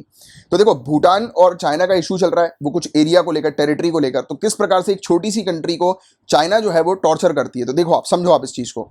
तो क्या हुआ था कि भूटान को एक ग्रांट मिलने वाला था, ग्रांट यानी कि पैसा मिलता है कि भूटान के अंदर हम लोग को एक सेंचुरी देखने को मिलती है, वाइल्ड लाइफ सेंचुरी, साक्तेंग सेंचुरी। तो क्वेश्चन ये भी बन सकता है कि साक्तेंग सेंचुरी कहां पर है, तो आपको पता होना चाहिए भूटान के अंदर है। अब इस सेंचुरी को लेकर इंटरनेशनली भूटान को पैसा मिलने वाला था इस सेंचुरी को प्रोटेक्ट करने के लिए, ग्रांट मिलने वाला था। तो चाइना ने क्या हरकत पट की, चाइना ने बोला कि ये सेंचुरी जो है वो उस एरिया पे आती है जिस एरिया पर चाइना क्लेम करती है। तो इंटरनेशनल एक इशू चल रहा है भूटान और चाइना के बीच में इस एरिया को लेकर, इसलिए यूनाइटेड नेशन जो है वो भूटान को ग्रांट ना दे, मतलब कि भूटान को पैसे ना दे। तो आप सोच सकते हो कि किस प्रकार से ये छोटी सी एक कंट्री को टॉर्चर करती है कि सामने वाली कंट्री जो है वो अपने घुटने पे आ जाए। सेम बिल्कुल वैसे ही बात है जैसे कि साउथ चाइना सी पे काफ़ी सारी छोटी छोटी आइलैंड कंट्रीज है, जैसे कि इंडोनेशिया हो गया और भी काफ़ी सारी कंट्रीज हैं। तो इनके ऊपर चाइना क्या करती है, बार बार साउथ चाइना सी पर अपनी जो है वो सबमरीन लेकर आ जाती है या अपनी शिप वगैरह लेकर आ जाती है, राइट। तो वहाँ पर आकर टॉर्चर करती है, डराती है, धमकाती है। और इवन कई बार केसेस तो ऐसे भी देखने को मिले कि इंडियन ओशियन पे इंडिया की तरफ भी इसकी कई बार सबमरीन आई थी, राइट। ये समय समय पर इस प्रकार की हरकतें करती रहती है चाइना। तो चुल चुल है चाइना में इस प्रकार का, राइट। तो ये वाली चीज़ भी आपको पता होनी चाहिए, राइट। और इंडिया को लेकर क्या चिंता वाली बातें हैं तो उसके बारे में मैं आपको ऑलरेडी बता ही चुका हूँ। तो चाइना का जो नया टेरिटोरियल क्लेम है ये चाइना के लार्जर इंटरेस्ट का पार्ट है, यानी कि चाइनीज की जो टैक्टिक्स हम लोग को देखने को मिल रही है कि जैसा मैंने आपको समझाया कि इंडिया के जो छोटे छोटे नेबर्स हैं तो उनको वो क्या कर रही है, उनको पनिश कर रही है कि अगर तुम मेरे साथ नहीं आ सकते तो तुम्हें सजा भुगतनी होगी। मतलब कि इंडिया का साथ निभाने के लिए जो छोटी छोटी हमारी नेबरिंग कंट्रीज है उनको चाइना सजा दे रहा है। मतलब क्लियरली उनको ये चीज बता रहा है बार बार कि अगर तुम जब जब इंडिया का साथ दोगे तो मैं तुम्हारे ऊपर प्रेशर क्रिएट करूंगा। इससे अच्छा है कि अगर तुम बचना चाहते हो तो हमारे जैसा हम बोल रहे हैं वैसा करो। तो इस प्रकार से जो हमारे जो नेबरिंग कंट्रीज है, छोटी नेबरिंग कंट्रीज, तो उनके ऊपर इस प्रकार से जो है वो हरकत कर रही है चाइना, राइट। तो ये वाली चीज़ आप लोग को थोड़ी सी पता होनी चाहिए इस चीज़ के बारे में भी। और 2017 में चाइना जो है वो डोकलाम प्लेटू पर आ गई थी, जो भूटान क्लेम करती है कि डोकलाम प्लेटू जो है वो भूटान का है, राइट। तो वहां पर आ गई थी और वही डोकलाम का जो इशू हम लोग को देखने को मिला था, इंडिया और चाइनीज की आर्मी एक दूसरे के सामने आ गई थी, क्योंकि हम लोग ने भूटान से कहा हुआ है कि भूटान के ऊपर कोई भी फॉरेन अटैक होता है या किसी भी प्रकार की समस्या भूटान के ऊपर आती है तो हम एज अ बिग ब्रदर के तौर पर भूटान की मदद करेंगे, राइट। तो ये चीज़ थी, इसके कारण से हम लोगों ने भूटान की मदद करी थी उस समय, राइट। तो ये था गाइस पूरा ओवरऑल टॉपिक। इस प्रकार से इंटरनेशनल रिलेशंस आपको थोड़ा सा समझना है और हर एक एरिया की क्या अप्रोच है सामने वाली कंट्री की, तो उसको आपको बिल्कुल क्लियरली दिमाग में रखना है, क्योंकि यही होती है सिविल सर्विसेज की प्रिपरेशन की। जो कोर इंटरेस्ट होता है किसी कंट्री का वो बस आपको पता होना चाहिए मेनली तौर पर, और फिर उसके आउटकम्स भी आपको पता होने चाहिए कि किस प्रकार के हो सकते हैं, राइट। अब गाइस डिस्कस कर रहे हैं रोहिंग्याज मुस्लिम्स के बारे में। तो देखो, आपको मैं ऑलरेडी पहले पढ़ा भी चुका हूँ रोहिंग्याज मुस्लिम्स के बारे में। हमारा जो नेबरिंग कंट्री है म्यांमार, राइट, तो वहां पर एक जगह है जिसको हम लोग क्या बोलते हैं, रखाइन स्टेट नाम की एक जगह है, राइट, म्यांमार के अंदर। तो 2017 की बात थी या 2018 के स्टार्टिंग की बात थी। लाखों की संख्या में वहां पर जो रोहिंग्याज मुस्लिम रहते थे उन्हें म्यांमार की खुद की सरकार ने, उसकी खुद की मिलिट्री ने फोर्सफुली निकाल दिया था, राइट। मतलब कि उनकी जगह से, उनके घर से उनको निकाला था और उनको कंट्री से बाहर निकाल दिया था। तो ये एक इशू चला था। और ये जो रोहिंग्याज मुस्लिम्स थे अब ये रेफ्यूजी बन गए थे, एक कंट्री की उनके पास सिटीजनशिप थी ही नहीं, क्योंकि उनकी खुद की कंट्री ने उनको फोर्सफुली निकाल फेंका। फिर वो पनाह लेने के लिए बांग्लादेश गए, इंडिया आए, और भी दूसरी कंट्रीज जैसे ऑस्ट्रेलिया चले गए, जापान चले गए, जहां जहां उनको मिला रास्ता वहां वहां वो बेचारे चले गए। और वो तब से लेकर अलग अलग जगह पर रह रहे हैं, क्योंकि वापस तो म्यांमार उन्हें बुला नहीं रहा। और अभी आपको पता है कि म्यांमार के अंदर मिलिट्री रूल हो गया, तख्ता पलट हम लोग को देखने को मिलेगा, जिसके बारे में मैंने आपको पढ़ाया भी था। तो अभी बेचारे अपने घर वापस जा नहीं पा रहे हैं। और अभी हुआ क्या है कि जम्मू एंड कश्मीर में काफ़ी सारे रोहिंग्याज मुस्लिम को पुलिस ने पकड़ लिया और पकड़ के उनको जेल में बंद कर दिया। तो अभी हुआ क्या था कि एक पिटीशन आई थी ऑनरेबल सुप्रीम कोर्ट के पास, जिस पिटीशन में डिमांड की गई थी कि एक जो रोहिंग्याज मुस्लिम जिनको पकड़ा हुआ है जम्मू एंड कश्मीर के अंदर, उनको तुरंत रिहा कर दिया जाए और डायरेक्शन दिया जाए यूनियन टेरिटरी गवर्नमेंट को, यानी कि जम्मू एंड कश्मीर की गवर्नमेंट को और मिनिस्ट्री ऑफ होम अफेयर्स को, कि इन रेफ्यूजीज को, यानी कि जो इलीगल माइग्रेंट जो हैं जो जम्मू एंड कश्मीर में पकड़ाए गए थे पुलिस के द्वारा, तो इनको एक रेफ्यूजी आइडेंटिफिकेशन कार्ड्स दिया जाए कि ये रोहिंग्याज मुस्लिम जहां पर भी रह रहे हैं इनफॉर्मल कैंप्स में, तो उनके पास अगर ये कार्ड होगा तो उनको रहने के लिए अलाउ किया जाएगा। बट हमारी सुप्रीम कोर्ट का कहना यह था कि रोहिंग्याज जो है वो इलीगल माइग्रेंट्स हैं, यानी कि बिना किसी वैलिड डॉक्यूमेंट्स के, वैलिड वीजा के, वैलिड प्रूफ के इंडिया के अंदर रह रहे हैं। तो उन्हें पहली बात तो उन्हें डिपोर्ट नहीं किया जाएगा म्यांमार में, राइट, अनटिल अनलेस उनकी आइडेंटिफिकेशन प्रॉपर तरीके से जो है वो आइडेंटिफाई ना हो जाए। क्योंकि कई बार ऐसा भी होता है ना कि जम्मू एंड कश्मीर पे जो लोग मिले हैं, अब वो अपने आप को रोहिंग्या बोल रहे हैं, बट क्या पता वो टेररिस्ट निकले और हम लोग उन्हें म्यांमार पहुंचा दें या म्यांमार यहाँ पे पेपर लगा के डिपोर्ट कर दें, तो म्यांमार के लिए खतरा वाली कहानी हो जाएगी। वहां पर अगर टेररिस्ट चले गए तो वैसे ही म्यांमार के अंदर अभी इशू चल रहा है, तो कुछ भी हो सकता है खेल। यानी कि आप टेररिस्ट के माइंडसेट को एकदम से पकड़ नहीं सकते हो कि उनकी क्या माइंडसेट है। तो पहले हमें प्रॉपर तरीके से रोहिंग्यास को वो करना है, आइडेंटिफाई करना है। दूसरी बात, क्या पता ये रोहिंग्या मुस्लिम वेट कर रहे हो इंडिया के अंदर जेल में कि थोड़े समय के बाद जो है वो इंडिया पॉलिसी बना ले और रोहिंग्या मुस्लिम्स को इंडिया में रहने के लिए दे दिया जाए, अलाउ कर दिया जाए। बट वैसा तो होगा नहीं। या फिर इंडिया जो है उन्हें बांग्लादेश पे भेजे, जैसे कि बासनचार आइलैंड, हम लोग को पता है कि बांग्लादेश का एक आइलैंड है जहां पर बांग्लादेश ने रोहिंग्यास मुस्लिम को जो है वो रखा हुआ है वहां पे, और इसको लेकर बांग्लादेश को क्रिटिसाइज भी किया जा रहा है ऑल ओवर द वर्ल्ड। आपको वाली न्यूज़ भी पता होगी जिसको मैंने आपको कवर करा चुका हूँ। वो क्रिटिसाइज इसलिए किया जा रहा है क्योंकि क्या होता है कि अभी क्लाइमेट चेंज के कारण समुद्र का लेवल इंक्रीज हो रहा है, और समय समय पर जब भी वहां पर उस एरिया पर जब भी साइक्लोन वगैरह आता है, जब भी वेदर वगैरह खराब होता है, तो वो जो भाषणचार आइलैंड जो है ना वो एकदम पानी के नीचे चला जाता है। तो उन रोहिंग्यास मुस्लिम की जान को बहुत बड़ा खतरा है इस चीज को लेकर, तो इसलिए बांग्लादेश को भी क्रिटिसाइज किया जा रहा था। तो ऑनरेबल सुप्रीम कोर्ट ने ये चीज कही है कि हम बिना किसी प्रॉपर रूल्स रेगुलेशंस कानून को फॉलो किए हम ऐसे ही रोहिंग्या मुस्लिम्स को डिपोर्ट नहीं कर सकते, या फिर ऐसे ही उनको छोड़ नहीं सकते, रिलीज नहीं कर सकते, राइट। तो ये चीज हम लोग को इस प्रकार की देखने को मिली। और रोहिंग्या मुस्लिम को अगर डिपोर्ट करना है तो प्रॉपर रूल्स रेगुलेशंस को फॉलो करना जरूरी है, ये चीज बताई गई ऑनरेबल सुप्रीम कोर्ट ने। कोर्ट ने ये भी कहा, हालांकि हमारी कंट्री के अंदर आर्टिकल 14 और आर्टिकल 21 हमारे इंडियन कॉन्स्टिट्यूशन के अंदर जो है वो सिटीजन्स और फॉरेनर्स दोनों के लिए ही एप्लीकेबल है, right. Article 14 right to equality और आर्टिकल 21 आप सभी जानते हैं राइट टू लाइफ। तो ये दोनों के लिए ही है, फॉरेनर्स के लिए भी और इंडियंस के लिए भी, इंडियन सिटीजन्स के लिए भी। और इसमें यह भी है कि उनके पास राइट्स दिया जाता है कि उन्हें डिपोर्ट नहीं किया जाएगा। मतलब कि ये एक सब्स्टिट्यूट है सिटीजनशिप का। मतलब कि उन्हें अगर इंडिया में ही पनाह चाहिए, जैसे कि आप लोग को पता होगा कि इंडिया जो है वो रेफ्यूजीज को असाइलम प्रोवाइड कराता है, मतलब कि उनको रहने के लिए व्यवस्था करता है, खाना वगैरह प्रोवाइड कराता है। तो इंडिया की ये बेसिकली एक वेलफेयर चीज हम लोग को देखने को मिलती है, यानी कि इस प्रकार से वेलफेयर एक्टिविटी में इंडिया इन्वॉल्व रहता है कि जैसे कोई बाहर से हैं और वो रेफ्यूजी हैं, उनको अपनी कंट्री से देश निकाला उनका हो गया, उनकी कंट्री से उनको निकाल दिया, तो हम लोग उनकी सेवा कर लेते हैं, थोड़ी बिठा लेते हैं। जैसे आपको पता होगा कि इंडिया और बांग्लादेश के बीच में बॉर्डर पर हम लोगों ने असाइलम कैंप्स भी बनाए हुए हैं जहां पर मिलिट्री वगैरह इनकी सेवा करती है, राइट। रोहिंग्या मुस्लिम्स की उनको खाना वगैरह प्रोवाइड करा देती है, रहने के लिए व्यवस्था करा देती है, इवन उनके जो बच्चे हैं उनको पढ़ाई वगैरह की व्यवस्था भी करवा रही है। तो ये सब हमारी वेलफेयर एक्टिविटीज के अंदर आ जाता है। बट और ये सिटीजनशिप का एक सब्स्टिट्यूट है। मतलब कि जैसे सिटीजनशिप मिलने का मतलब क्या होता है कि एक इंडिविजुअल जो है वो इंडिया का निवासी है, तो ये सब्स्टिट्यूट के तौर पर, मतलब कि अगर उसको इंडिया में रहना है, पनाह चाहिए, तो वो पनाह ले सकता है। बट आपको बता दें, right not to be deported, report नहीं करने का जो अधिकार है, ये बेसिकली आप ये कह सकते हो एक कंट्री के अंदर सेटल करने का एक अधिकार एक प्रकार से है, जो कि आर्टिकल 19(1) ई के अंदर हमें देखने को मिलता है हमारे इंडियन कॉन्स्टिट्यूशन के अंदर, कि एक इंडिविजुअल को अगर सेटल होना है, इंडिया के अंदर रहना है, तो वो रह सकते हैं। मतलब कि अगर उन्हें वापस अपनी कंट्री नहीं जाना है या फिर दूसरी जगह नहीं जाना है, तो फिर वो रिक्वेस्ट कर सकते हैं और अपनी कंट्री के अंदर उनको पनाह हम लोग दे सकते हैं। और गाइस, इंडिया के अंदर एज सच कोई रूल्स रेगुलेशन कानून जो है वो हमारी पार्लियामेंट के द्वारा पास नहीं किया गया है, स्पेशली रेफ्यूजीज के लिए, यानी कि ऐसे लोगों के लिए जिनका देश निकाला हो गया है, जो किसी कंट्री की सिटीजनशिप जिनके पास नहीं है, राइट। और रोहिंग्या रेफ्यूजीज को इलीगल इमिग्रेंट्स के तौर पर जो है वो कंसिडर किया जाता है, और इन्हें हम लोग रेगुलेट करते हैं फॉरेनर्स एक्ट 1946 और फॉरेनर्स ऑर्डर 1948 के तहत। बट आपको बता दें, ऑनरेबल सुप्रीम कोर्ट ने यह भी कहा है कि लीगल तौर पर एक रेफ्यूजी जो होती है वो एक स्पेशल कैटेगरी होती है इमिग्रेंट की, और उन्हें इलीगल इमिग्रेंट के तौर पर क्लब नहीं किया जाना चाहिए। मतलब कि कुल मिलाकर एक जैसे बोलते हैं ना कि बातचीत करते करते एक hint they the honourable Supreme court ने, या फिर उनको जो बात कहनी थी वो इस प्रकार से उन्होंने कह दी कि रोहिंग्या मुस्लिम जो है वो इलीगल इमिग्रेंट नहीं है, यानी कि वो इलीगल तरीके से इंडिया के अंदर नहीं आए हैं।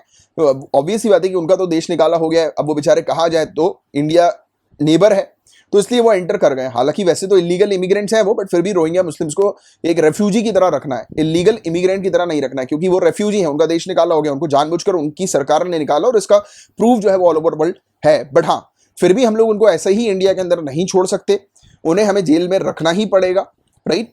प्रॉपर जब तक जांच पड़ताल जो है वो नहीं हो जाती, जैसा मैंने आपको स्टार्टिंग में ही बताया था कि अगर टेररिस्ट वगैरह निकले ये, तो फिर बड़ी दिक्कत आ सकती है हमारी कंट्री के लिए भी, और इवन अगर हम इन्हें म्यांमार डिपोर्ट करते हैं तो म्यांमार के लिए भी काफ़ी दिक्कत जो है आ सकती है, या फिर उन्हें अगर हम लोग कहीं और दूसरी कंट्री में रखें तो भी बड़ा इशू जो है वो क्रिएट हो सकता है। तो ये वाली बात है गाइस, जिसका एक अच्छा आइडिया जो है वो आप लोग को होना चाहिए। Guys, places of worship act 1991 का ये टॉपिक है।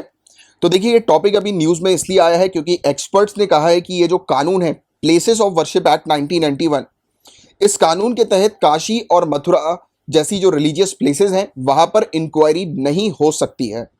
बेसिकली अभी आपको शायद याद आ रहा होगा, 2 से 3 क्लास पहले ही हमने डिस्कस किया है ज्ञानवापी मस्जिद के बारे में। मात्र 2 से 3 क्लास पुरानी ही डिस्कशन हुआ था ज्ञानवापी मस्जिद से रिलेटेड, जिसमें हमने डिस्कस किया था कि वाराणसी जो कोर्ट है उन्होंने ऑर्डर पास किया है आर्कियोलॉजिकल सर्वे ऑफ इंडिया को, कि आर्कियोलॉजिकल सर्वे ऑफ इंडिया जो है वो इंक्वायरी करें कि ज्ञानवापी मस्जिद जहां पर है क्या वहां पर पहले कोई धार्मिक स्थल हुआ करता था क्या। तो इसी चीज के बाद जो है एक्सपर्ट्स का कहना यह है कि प्लेसेस ऑफ वर्शिप एक्ट 1991 के तहत मथुरा और काशी जैसी जगहों पर इंक्वायरी नहीं हो सकती है। और इवन एक्सपर्ट्स ने यह भी सवाल उठाए हैं कि क्या सुप्रीम कोर्ट की संवैधानिक पीठ द्वारा उचित ठहराए गए कानून के खिलाफ सिविल कोर्ट के जज जो हैं, न्यायाधीश जो हैं, उनको क्या इस तरह का निर्देश जारी करने की शक्ति हासिल है क्या। मतलब क्वेश्चन ये उठाया कि मतलब जैसे कि कॉन्स्टिट्यूशन के अगेंस्ट ऑर्डर पास करने की या डायरेक्शन देने की शक्ति क्या सिविल कोर्ट के जज के पास है क्या। तो इस पर भी इन्होंने सवाल उठाया। हालांकि ये चीज़ आपके लिए काम की नहीं है। मेनली यहाँ पर 2 चीज़ें आपको पढ़नी है। एक पहली चीज़ तो ये है कि आपको प्लेसेस ऑफ वर्शिप एक्ट 1991 के बारे में पढ़ना है। इस टॉपिक को मैं आप लोग को कवर करा चुका हूँ पिछले महीने 14 और 15 मार्च का लेक्चर है, और ये एक ही सिंगल लेक्चर है 14 एंड 15 मार्च का। मेरे ख्याल से उस समय मंडे वाला दिन होगा। तो ये वाला लेक्चर जो है वो आप कवर कीजिएगा। अपना जो चैनल है current affairs for UPSC PSC IAS, इसके वीडियो सेक्शन पे आप देख लीजिएगा, या फिर इसकी प्लेलिस्ट पे देख लीजिएगा। करंट अफेयर्स की प्लेलिस्ट पूरी आपको मिल जाएगी डेली न्यूज़ एनालिसिस की, तो उसको आप एक बार चेक कर लीजिएगा। उसमें 14 और 15 मार्च डेट मैं आपको बता रहा हूँ, इस डेट पर जाकर ये वाला लेक्चर कवर कर लीजिए। और या फिर अगर नहीं मिल रही है आपको लिंक, तो मुझे टेलीग्राम के डिस्कशन ग्रुप पर मैसेज कर देना, जो अपना डिस्कशन ग्रुप है चैट लाइक ब्यूरोक्रेट्स नाम का, तो वहाँ पर आप मैसेज कर दीजिएगा। वहाँ पर और भी दूसरे स्टूडेंट्स हैं, सीरियस स्टूडेंट्स, तो वो आपको लिंक जो है वो फॉरवर्ड कर देंगे। और जो भी स्टूडेंट्स ने ऑलरेडी कवर कर लिया है, मार्च की मैगजीन आप उठाइए और अपने मैगजीन से जो है वो कवर कीजिए। जो मार्च की मैगजीन जो आपको मिली हुई है, तो उसमें से आप डेट पे जाकर ये टॉपिक को एक बार रिवाइज कर लीजिए तुरंत के तुरंत, ठीक है। आज ही आपको ये करना है लेक्चर को कंप्लीट करने के बाद। उसके अलावा ज्ञानवापी मस्जिद के बारे में मैंने 2 से 3 क्लास पहले ही ये टॉपिक कवर कराया हुआ है, इसको एक बार अगेन फिर से रिवाइज कर लो। अब गाइस डिस्कस करेंगे ब्रूसेलोसिस के बारे में। तो इसके बारे में हम लोग बात करने वाले हैं। ब्रूसेलोसिस जो है ये एक ज़ूनोटिक इन्फेक्शन है। ज़ूनोटिक इन्फेक्शन यानी कि एक ऐसा बैक्टीरियल इन्फेक्शन जो कि एनिमल से ह्यूमंस में होता है। एनिमल्स टू ह्यूमन का जो इन्फेक्शन होता है वो ज़ूनोटिक होता है। आप मुझे नीचे कमेंट बॉक्स पे लिखकर बताएं कि कोरोना वायरस जो है क्या वो ज़ूनोटिक है क्या, राइट? नीचे कमेंट बॉक्स पे लिखकर बताइए, देखते हैं किसको पता है इसके बारे में। और इसकी तो जानकारी आपको अच्छे से होनी ही चाहिए। और ये किस पर्पस के लिए होता है? तो जो कच्चे या अध पके यानी कि जो अनपेस्चराइज्ड होता है, जैसे कि दूध वगैरह जो होते हैं ना, उसको आप जो है वो पका के पीते हैं, यानी कि उसको सिम पे रखकर उबाल कर वगैरह जो पीते हैं इस प्रकार से। तो ऐसे कच्चे या अध पके डेयरी उत्पाद जो होते हैं उसके सेवन करने से ये जो है वो फैलता है, राइट? तो ये वाली चीज़ है, आपको थोड़ी सी इसके ब्रूसेलोसिस के बारे में थोड़ा पता होना चाहिए। ऐसी चीज़ें अक्सर आ जाती है सिविल सर्विसेज में आपकी जनरल नॉलेज को चेक करने के लिए। अब बात करेंगे AAMS के बारे में, एडवांस्ड एंटीक्यूटीज मैनेजमेंट सिस्टम के बारे में। तो इस पर थोड़ी सी चर्चा करते हैं। इस सिस्टम को गोवा सरकार के द्वारा रिसेंटली इंट्रोड्यूस किया गया है। पहला ऐसा ये सिस्टम हम लोग को देखने को मिल रहा है जो कि कंट्री के अंदर एंटीक्यूटीज की शॉर्टेज को लेकर है। AAMS जो है ये सॉफ्टवेयर ड्रिवन ऑटोमेटेड स्टोरेज हम लोग को देखने को मिल रहा है, जिसका मकसद जो है वेरियस ऑब्जेक्ट्स को स्टोर करना, राइट? ये सिस्टम जो है उसके अंदर कैटलॉग्स हम लोग को 83 एंटीक्यूटीज के देखने को मिलेंगे। एंटीक्यूटी समझते हो ना क्या होता है? जो प्राचीन कुछ ऑब्जेक्ट्स वगैरह होते हैं, जैसे कुछ मूर्ति वगैरह हो गई, इस प्रकार की चीजें, तो एंटीक्यूटीज होती हैं ये। तो 83 एंटीक्यूटीज का कैटलॉग ये रखेगा, मतलब कि फोटोज वगैरह अपने पास स्टोर करके रखेगा। इसका मेन एम ये है कि उस एंटीक्यूटी की क्विक इंफॉर्मेशन प्रोवाइड कराना, राइट, जो कि सॉफ्टवेयर से लिंक होगी। इसमें स्टोरेज स्पेस भी बचेगा और इंश्योर किया जाएगा कि प्रॉपर तरीके से उस एंटीक्यूटी को स्टोर करके रखा जा रहा है, उसको कंजर्व करके रखा जा रहा है। तो इसको लेकर ये ऐसा सिस्टम जो है वो गोवा सरकार ने अभी हाल ही में निकाला है। अब बात करेंगे वैक्सीन पासपोर्ट्स के बारे में। आपको याद होगा इस प्रकार का टॉपिक एक पहले भी हम लोग कवर कर चुके हैं। नाम से ही समझ आ रहा है वैक्सीन पासपोर्ट, यानी कि ये पासपोर्ट उन लोगों को दिया जाएगा जिनको वैक्सीन लग चुकी है। तो काफी प्रकार के कोरोना वायरस वैक्सीनेशन रिकॉर्ड हम लोग को आज की डेट में देखने को मिल रहा है और इसको वैक्सीन पासपोर्ट भी कहा जा रहा है। और ये पेपर पे हम लोग को देखने को मिलते हैं और डिजिटल फॉर्म्स में हम लोग को देखने को मिलते हैं। काफी सारी एयरलाइंस है, सरकार है और दूसरे ऑर्गेनाइजेशन जो है वो आज की डेट में इस प्रकार के पासपोर्ट्स पर काम कर रही हैं, राइट? तो वैक्सीन पासपोर्ट एक्चुअल में है क्या? तो ये इलेक्ट्रॉनिक रिकॉर्ड है वैक्सीनेशन का। ये QR कोड के फॉर्म पे हो सकता है, बताया जा रहा है, और इजिली इसको एक्सेस किया जा सकता है स्मार्टफोन के जरिए, और इसको डिवाइस पर स्टोर भी किया जा सकता है और इसका इवन प्रिंट आउट भी निकाला जा सकता है। इसको ज्यादातर इंटरनेशनल ट्रैवल के दौरान उपयोग में लिया जाता है। फरवरी 2021 में इजराइल, ध्यान में रखना, इजराइल पहली कंट्री बन गई थी, जिसके बारे में हमने डिस्कस भी किया था कि उन्होंने इस प्रकार का सर्टिफिकेशन सिस्टम निकाल दिया है कि जो भी लोग जो है वो वैक्सीनेटेड हैं, जिनको कोरोना वायरस की वैक्सीन लग गई है, तो उनको इस प्रकार का एक डॉक्यूमेंट प्रोवाइड किया जा रहा है, राइट? यानी कि सर्टिफिकेशन प्रोवाइड किया जा रहा है। इससे रिलेटेड चैलेंजेस, चुनौतियां और आलोचना, क्रिटिसिज्म क्या हम लोग को देखने को मिल रही है? तो वर्ल्ड हेल्थ ऑर्गेनाइजेशन इस प्रकार के कोविड-19 वैक्सीनेशन प्रूफ के अगेंस्ट है कि इंटरनेशनल ट्रैवल पर इस प्रकार की रिक्वायरमेंट नहीं होनी चाहिए। काफी सारे अननोन फैक्ट्स आज की डेट में एग्जिस्ट करते हैं, राइट? क्योंकि देखो आज की डेट में कोई यूनिफॉर्म सिस्टम नहीं है रिकॉर्ड का, या फिर कोई ऐसी यूनिफॉर्म वैक्सीन नहीं है कि एक प्रकार की वैक्सीन हर जगह लग रही है।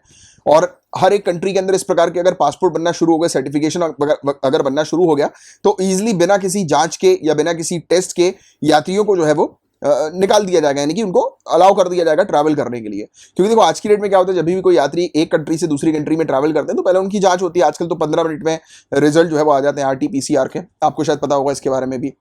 बहुत फास्ट जो है वो रिजल्ट जो है वो मिल जाते हैं, यानी कि प्रॉपर रिजल्ट तो नहीं मिलता, प्रॉपर रिजल्ट को मिलने में 24 घंटे लगते हैं, बट लगभग 15 से 20 मिनट में आपको पता लग जाता है कि सामने वाले व्यक्ति को कोरोना वायरस है कि नहीं है, या फिर उसकी बॉडी में कोई ऐसा इन्फेक्शन है कि नहीं है। तो ये पता लग जाता है आसानी से आज की डेट में। तो ये चीज़ हो रही है आज की डेट में। जब भी कोई इंसान ट्रैवल करते हैं तो उनका पहले टेस्ट वगैरह जो है वो कर लिया जाता है, उनका सैंपल ले लिया जाता है, थोड़ी देर उनको बैठाया जाता है कि नहीं? बट क्या होगा, जिनके पास पासपोर्ट होगा उनको ईजिली अलाउ कर दिया जाएगा निकलने में। और आज की डेट में कोई यूनिफॉर्मिटी तो है नहीं कि हर एक देश में एक प्रकार की वैक्सीन है, या फिर ऐसा कंफर्मेशन भी नहीं है कि हर एक लोग जो है वो वैक्सीन लगा रहे हैं, कहीं उन्होंने फर्जी वाले तरीके से ये डॉक्यूमेंट तो हासिल नहीं कर लिया। तो बहुत सारी चीज़ें होती हैं इसके पीछे, तो ये सब चुनौतियां हैं।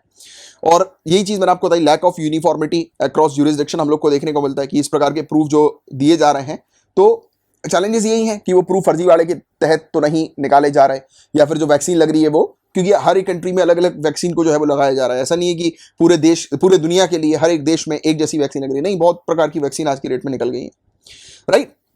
इसके अलावा ये भी बताया जा रहा है कि इसमें इनएडिक्वेट सप्लाईज वैक्सीन का होगा, राइट।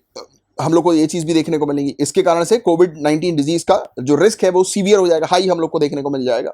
और इसमें ये भी एक इशू हो सकता है कि कुछ अथॉरिटीज जो है वो जो भी लोग हैं, अगर वो एक जगह से दूसरी जगह पे ट्रैवल कर रहे हैं तो वैक्सीन के डेटा के आधार पर उनको वो ट्रैक भी कर सकते हैं। तो ये वाली चीज भी है, क्योंकि एक बार जब इस प्रकार का अगर ट्रैवल डॉक्यूमेंट अगर रहेगा, ऑनलाइन डिजिटल अगर पासपोर्ट सिस्टम इस प्रकार का रहेगा या सर्टिफिकेशन इस प्रकार का रहेगा, तो जो भी व्यक्ति वैक्सीन लगा के जिस जिस देश में जा रहे हैं, तो अथॉरिटी जो है जिन्होंने वो सर्टिफिकेट इशू किया है, तो वो आसानी से ट्रैक कर सकती है सामने वाले व्यक्ति के मूवमेंट को। तो वो सामने वाले व्यक्ति की प्राइवेसी को हार्म करेगा, है कि नहीं। तो ये सब चीजें हैं जिसके बारे में आप लोग को एक जानकारी होनी चाहिए। तो ये है वैक्सीन पासपोर्ट, इसको वर्ल्ड हेल्थ ऑर्गेनाइजेशन अपोज कर रही है, क्रिटिसाइज कर रही है, ठीक है। तो ये चीज एक इंपॉर्टेंट है, थोड़ा ध्यान में रखना। गाइस, बताया जा रहा है कि ऑनरेबल सुप्रीम कोर्ट का कहना है कि लोग अपने धर्म का चुनाव करने के लिए स्वतंत्र हैं। कोई भी व्यक्ति किसी भी प्रकार के रिलीजन को जो है वो चूज कर सकता है। People are free to choose their religion, ऐसा ऑनरेबल सुप्रीम कोर्ट का कहना है। तो पूरा मुद्दा क्या है, तो हाल ही में अदालत में दायर की गई एक याचिका यानी कि पेटिशन, उसमें दावा किया गया था कि देश भर में कैसे भी करके सामूहिक धर्मांतरण यानी कि रिलीजियस कन्वर्जन, मास रिलीजियस कन्वर्जन, ये करवाए जा रहे हैं। याचिका में शीर्ष अदालत जो ऑनरेबल सुप्रीम कोर्ट है उससे काला जादू, अंधविश्वास और धमकी से डराकर और प्रलोभन देकर धोखाधड़ी से रिलीजियस कन्वर्जन कराने पर नियंत्रण करने हेतु केंद्र सरकार और राज्य को निर्देश देने की मांग करी है। तो पिटीशनर ने यह चीज कही है कि ऑनरेबल सुप्रीम कोर्ट जो है वो डायरेक्शन दे स्टेट को और सेंटर को कि कोई भी व्यक्ति जो है वो डराकर धमकाकर सामने वाले व्यक्ति के रिलीजियस कन्वर्जन ना करवाए, उसका धर्मांतरण ना करवाए। और गाइस, ऑनरेबल सुप्रीम कोर्ट का क्या ऑब्जर्वेशन था, क्या टिप्पणियां ऑनरेबल सुप्रीम कोर्ट के द्वारा की गई है, तो आपको देखो आर्टिकल 25 थोड़ा ध्यान में रखना है, ये चीज आपसे पूछी जा सकती है। तो सभी नागरिकों को अपनी पसंद के धर्म को मानने, उसका पालन करने और उसका प्रचार करने यानी कि उसको प्रोपोगेट करने, profess, practice and propagate religion, तो इसका अधिकार सभी नागरिक के पास है। इसकी आज़ादी सभी नागरिक के पास है कि सभी नागरिक जो है वो अपने रिलीजन को यानी कि अपनी पसंद के रिलीजन को फॉलो कर सकते हैं, उसको प्रमोट कर सकते हैं, राइट। तो ये सब के पास इसकी आज़ादी है और इसके बारे में बाकायदा आर्टिकल 25 में मेंशन्ड है। तो ऐसा पूछा जा सकता है कि आर्टिकल 25 किससे रिलेटेड है, तो ये वाला पॉइंट थोड़ा सा ध्यान में रखना। और प्रत्येक व्यक्ति अपनी पसंद के धर्म का चुनाव करने तथा अपनी पसंद का जीवन साथी चुनने संबंध में अंतिम निर्णय करता होता है। यानी कि जो व्यक्ति जो होता है वो यानी कि उसको अगर अपने किसी भी धर्म को अगर चुनना है या अपने जीवन साथी को चुनना है, तो वो जो फैसला होगा चूज करने का, चुनने का, वो उस व्यक्ति का इंडिविजुअल फैसला होता है, इंडिविजुअल डिसीजन होता है, राइट। और अदालत धर्म या जीवन साथी के संबंध में किसी व्यक्ति की पसंद के फैसले पर अपना निर्णय नहीं दे सकती। तो ये वाला पॉइंट भी थोड़ा ध्यान में रखना। अगर कोई व्यक्ति किसी को पसंद कर रहे हैं, अब देखो पसंद करने का मतलब एक तरफा प्यार नहीं है, ठीक है, ये वाली चीज भी समझना। नहीं तो अगर आप बोलो कि सर आपने बताया था पसंद करने की बात, तो यहाँ पर तो बहुत सारे रोमियो मिलते हैं जो एक तरफा प्यार करते हैं, तो ऐसा नहीं है। अगर दो कपल्स जो हैं वो दोनों अगर एग्री हो रहे हैं तभी ये चीज जो है वो मानी जाएगी, यानी कि तभी इस प्रकार के एक व्यक्ति के फैसले पर ऑनरेबल सुप्रीम कोर्ट हस्तक्षेप नहीं करेगी, राइट। और धार्मिक आस्था निजता के मौलिक अधिकार का एक हिस्सा है। तो राइट टू प्रिवेसी जो हमें देखने को मिलती है, जो फंडामेंटल राइट है, तो रिलीजियस फेथ भी राइट टू प्रिवेसी का यानी कि फंडामेंटल राइट का एक पार्ट हम लोग को देखने को मिलता है। और कॉन्स्टिट्यूशनल बेंच जजमेंट जो है इसने ऑलरेडी सही ठहराया है कि राइट टू प्रिवेसी जो है यानी कि निजता के अधिकार जो है उसको जीवन गरिमा तथा स्वतंत्रता के अधिकार यानी कि right to privacy equating it with right to life of dignity and liberty यानी कि राइट टू लाइफ और right to live life with dignity, right to liberty. तो ये तीन चीजें जो है इसके समान जो है वो रखा है ऑनरेबल सुप्रीम कोर्ट ने राइट टू प्रिवेसी को, ठीक है। तो ये वाली चीज भी है जिसके बारे में आप लोग को थोड़ी सी जानकारी होनी चाहिए। तो ये था इस पूरा ओवरऑल टॉपिक जिस पर अभी एक चीज चली थी। तो आर्टिकल इसमें मेनली आपके लिए जो काम की चीज है वो आर्टिकल 25 है, इससे रिलेटेड आपसे क्वेश्चन पूछा जाएगा। अब गाइस जो चीज मैं आपको बताने जा रहा हूं उसको सुनकर आप 5 सेकंड के लिए विश्वास नहीं करोगे। आपको बता दें कि हमारी कंट्री के अंदर भीख मांगना अपराध है। आप बोलोगे अरे सर ऐसी कैसी बात कर रहे हो, मैं तो घर से बाहर निकलता हूँ या निकलती हूँ, मैंने तो कई बार देखा है कि लोग भीख मांगते हैं और मुझे अच्छा नहीं लगता है, मैंने कई बार इन भीख मांगने वालों की मदद भी करी, उनको खाना खिलाया है, ऐसा बोल सकते हो, है ना। बट ये बात सत्य है, हमारी कंट्री के अंदर भीख मांगना जो है वो एक क्राइम है। इसी को लेकर ऑनरेबल सुप्रीम कोर्ट के पास एक पिटीशन आई है जिसमें डिमांड की जा रही है कि 4 राज्यों में से डीक्रिमिनलाइज कर दिया जाए बेगिंग को। ये 4 राज्य है महाराष्ट्र, गुजरात, पंजाब और हरियाणा, यानी कि वहां पर भीख मांगने को गैर अपराध घोषित कर दिया जाए।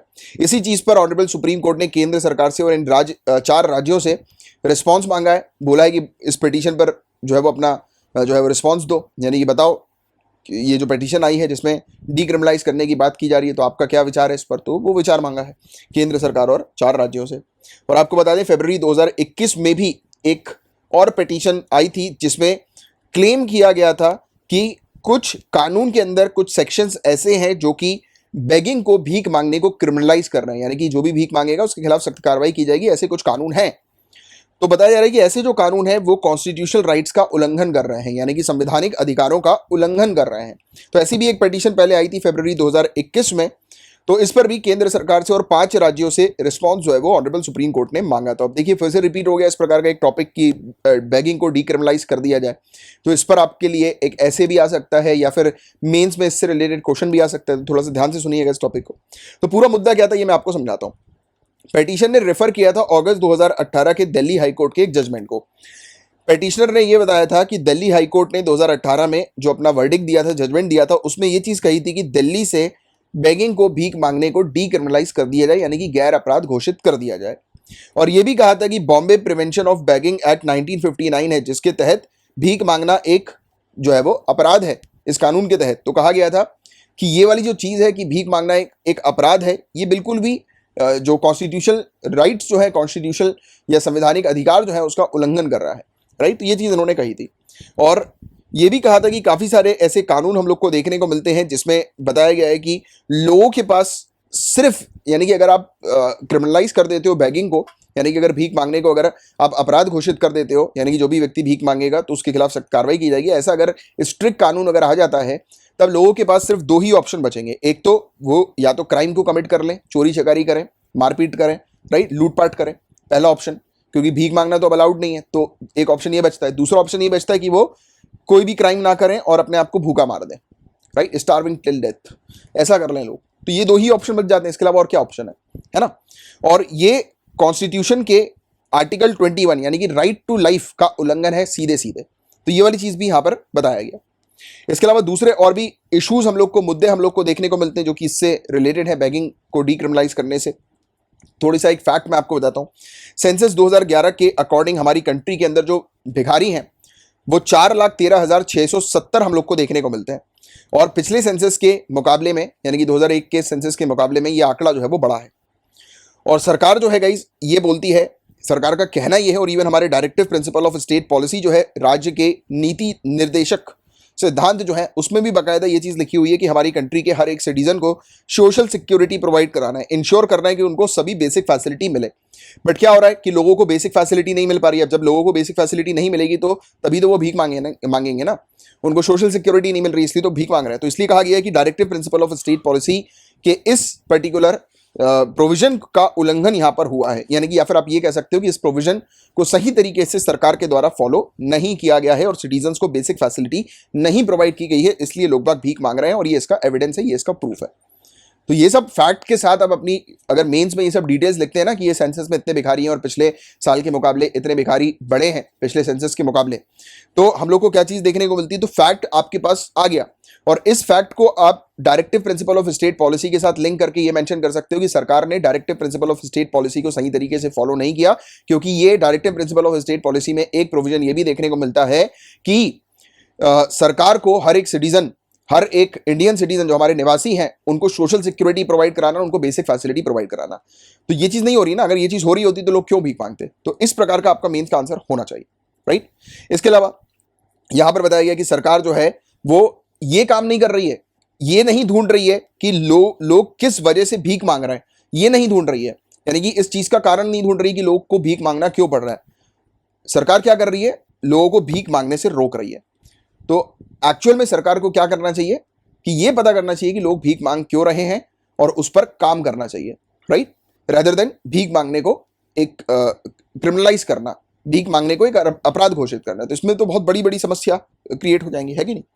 इसके अलावा बता दें आपको कि एक और चीज हमें देखने को मिलती है, जैसे कि अगर हम लोग बात करें आर्टिकल 19 क्लॉज 1A की, जो कि freedom of speech guarantee provide कराता है, यानी कि राइट टू फ्रीडम, बोलते हैं ना, फ्रीडम ऑफ स्पीच का अधिकार है, यानी कि जो भी व्यक्ति जो है वो अपने हिसाब से किसी से भी कुछ भी बोल सकता है, अपनी एक्सप्रेस कर सकता है अपने विचारों को, तो ये अधिकार है, ये संविधान के अंदर मेंशन्ड है, मूल अधिकार है, मौलिक अधिकार है कि नहीं। तो अब आप एक चीज समझो, एक व्यक्ति जब भीख मांगता है वो क्या करता है, वो बताता है सामने वाले व्यक्ति को कि वो परेशान है, उसको फलाना फलाना समस्या है, उसको थोड़े पैसों की जरूरत है। जब भी कोई भीख मांगता है बोलता है ना कि साहब खाना नहीं खाया, थोड़े पैसे दे दो मैं खाना खा लूंगा, तो वो क्या कर रहा है, अपने विचारों को एक्सप्रेस कर रहा है, अब वो बोल रहा है। तो कहीं ना कहीं लोगों के right to speech and expression जो है उसका उल्लंघन करता है बैगिंग को क्रिमिनलाइज करना, है कि नहीं। तो ये सब चीजें हैं, ये सब पॉइंट्स हैं जिसको आपको थोड़ा सा ध्यान में रखना है। अब आप भीख मांगने वाले हमारी कंट्री के अंदर किस प्रकार के कानून है, तो आपको एक चीज बता दें कि कोई भी ऐसा सेंट्रल कानून नहीं है जो कि बैगरी से रिलेटेड हो, जो कि भिक्षावृत्ति से रिलेटेड हो, बट काफी सारी स्टेट्स और यूनियन टेरिटरी ने, जैसे कि हम लोग बात कर रहे हैं बॉम्बे प्रिवेंशन ऑफ बैगरी एक्ट 1959 की, जिस कानून ने क्रिमिनलाइज कर दिया है बैगिंग को, और भी काफी सारी स्टेट जिसकी हमने भी कुछ समय पहले ही बात करी थी, जिसमें गुजरात भी आता है, महाराष्ट्र भी आता है, जैसे कि ये बॉम्बे प्रिवेंशन ऑफ बैगरी एक्ट के अंदर हरियाणा भी है। तो इन सब जो स्टेट्स हैं इन्होंने क्रिमिनलाइज किया हुआ है बैगिंग को, यानी कि जो भी व्यक्ति भीख मांगता है उसके खिलाफ सख्त कार्रवाई की जाएगी। और एक इंपॉर्टेंट चीज, जब भी ये कानून जब बनाए गए हैं तो वो किस पर्पस के लिए एग्जैक्टली बनाए गए हैं, कि भीख मांगना जो अलाउ नहीं करने की जो बात की जा रही है, इसमें कानून ये कहता है कि फोर्सफुल बैगिंग या फिर जो बैगिंग रैकेट्स होता है, आपने देखा होगा, अपने कई सारी मूवी में भी देखा होगा कि काफी सारा एक रैकेट होता है, यानी कि रैकेट क्या करते हैं, छोटे छोटे बच्चों को अपने पास रखते हैं, उनकी या तो उनके हाथ पैर तोड़ देते हैं, उनको विकलांग बना देते हैं और उनसे फोर्सफुली भीख मंगवाते हैं। तो ये सब कानून इसलिए बनाए गए हैं कि इस प्रकार के बैगिंग रैकेट्स को रोका जाए, ना कि लोगों को परेशान करने के लिए। तो ये वाला भी आप लोग को एक तर्क पता होना चाहिए कि बैगिंग को अगर क्रिमिनलाइज किया जा रहा है तो उसका पर्पस ये है कि इस प्रकार के रैकेट्स को रोकना। तो एक्चुअल में क्या होना चाहिए कि सरकार को कानून बनाते समय क्लियरली ये सब चीजें मेंशन करनी चाहिए कि सरकार का मेन उद्देश्य है बैगिंग को रोकने का, कि इस प्रकार के रैकेट्स को रोकना है। बट प्रॉब्लम ये है ना कि इस प्रकार के रैकेट्स जो काम करते हैं, उनका जो काम होता है कि वो बच्चों को और जो भी उनसे जुड़े होते हैं भिखारी वगैरह, तो उनको इस प्रकार से डरा देते हैं कि वो बच्चे को अगर अथॉरिटी पकड़ेगी भी और पूछताछ भी करेगी तो वो सामने वाला व्यक्ति नहीं बताएगा, क्योंकि उस जो बच्चा है उसके पेरेंट्स को भी इन्होंने अपने पास बांध के रखा हुआ है। उस बच्चे को ये डर रहता है या फिर उसके पेरेंट्स को ये डर रहता है कि उनके अगर वो कुछ मुंह खोलते हैं, उस रैकेट के बारे में बताते हैं या फिर उस व्यक्ति के बारे में बताते हैं जो कि ये पूरे धंधे में इन्वॉल्व है, तो उसके बच्चे को कहीं ना मार दे ये वाला रैकेट, या फिर इससे जुड़े लोग उसके बच्चे को ना मार दें, या फिर बच्चे को डर रहता है उसके माँ बाप को ना मार दें, उनके माँ बाप की आंख ना फोड़ दें, क्योंकि ऐसी चीजें होती हैं, ये सत्य है। तो इस प्रकार से ये जो कानून है कि बैगिंग को डिक्रिमिनलाइज करना, इसको इस तरीके से रोकना जो है वो सही नहीं है, सही वैलिड रीजन नहीं है कि इस प्रकार के कानून बना के बैगिंग को रोकना या फिर रैकेट्स को रोकना। रैकेट्स को अगर रोकना है तो खुफिया एजेंसी इन रैकेट्स को ढूंढने के लिए काम करें बेटर तरीके से, ना कि सिर्फ एक स्टेटमेंट देकर कि बैगिंग जो है वो क्रिमिनलाइज हो गई, ये ठीक नहीं है, राइट। तो इस प्रकार की चीज आपके मेंस में होनी चाहिए, राइट। तो ये था पूरा ओवरऑल टॉपिक, और पेपर 2 से रिलेटेड सिर्फ इतने ही टॉपिक्स थे। अब हम लोग कवर करेंगे पेपर 3 के टॉपिक्स को। अब गाइस बात हो रही है नैनो स्निफर की।